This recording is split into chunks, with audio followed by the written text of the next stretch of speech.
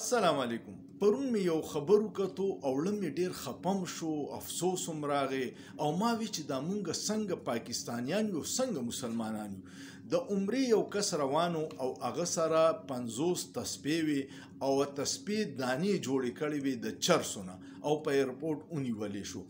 ته سوچو که دی روان عمرې لدی او دی چرس وړي نو یا خو دی مسلمان نه دی یا کو مسلمان دی نو بیا پاکستانی نه دی او یا کو پاکستانی هم دی او مسلمان هم دی، نو دا داسې حرکت کوي چې ملک هم بدنامي، خپل اسلام هم بدنامي، دین دپاره هم بدنامي کوي. او په ایرپورټو باندې اوس هغه بهترین سکینرې لګېدلي چې ډېر کم خلک کامیابیږي، اکثریت چې ونیولی شي. دې کې اوس دوه خبرې دي، یا خو دوی ساده سړی و چا بل چا وله دا تسبیح ورکړي او یا یې ښه په پلانینګ وړل.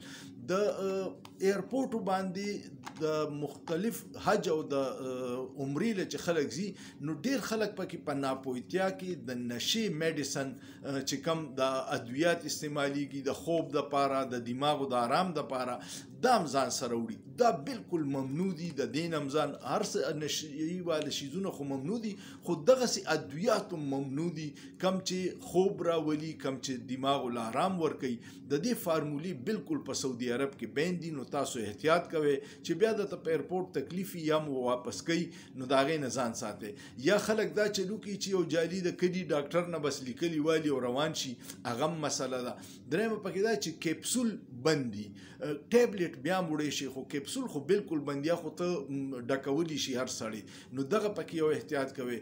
کله چې مو ډېر ضرورت وي نو د سرکاري خاص هسپتال نه د ډاکټر سټمپ او هر څه چې پی پراپر نو بیا هم څه ګنجایش دی، خو اډو دا کوشش مه کوئ چې دا تاسو یوسئ. د دې نه مخکې ته وګورئ د جعلي پاسپورټونو سکینډلې راغلي دي. سعودي عرب کې 1500 افغانیانو د پاکستان بلو پاسپورټ باندې سفر کو او هغه یې وله ټول کینسل کړه. نو دې کې نادره او زموږ حکومتي ادارې ټولې شامل دي. د پاکستان پاسپورټ چې دی په دنیا کې په بدنام ترین پاسپورټو کې دی. دوبۍ کم از کم په 15 ډسټریکو باندې پابندي ده چې د هغې خلک اوس دوبۍ ته نشي تللی، هغوی هم د پاسپورټ او د ویزو په فراډ او په دې کې دي. نو د یو دوو کسو غلطۍ سره د ټولې علاقې ټول ډسټریکټ بدنام شي. سوچو کې چې زموږ کم ځای ولاړو. ما بیا سهار د پاسپورټ لیست راوویستو. په دنیا کې په 130 ممالک لیست جاری شوی دی چې هغې کې پاسپورټ کې د پاکستان نمبر 100 نمبر دی.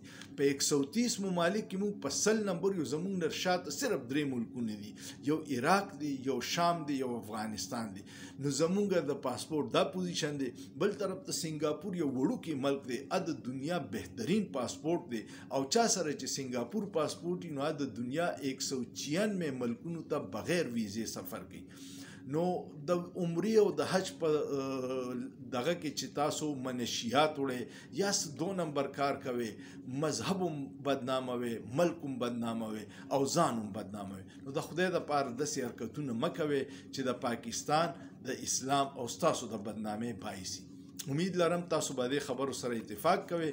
دا ویډیو شیر ډیره په دې کې چې کم خلکو ته پته نشته چې د نشې ادویات هم بند دي، چې هغوی ته هم پته ولګي او هغوی داسې اقداماتو نه منې شي.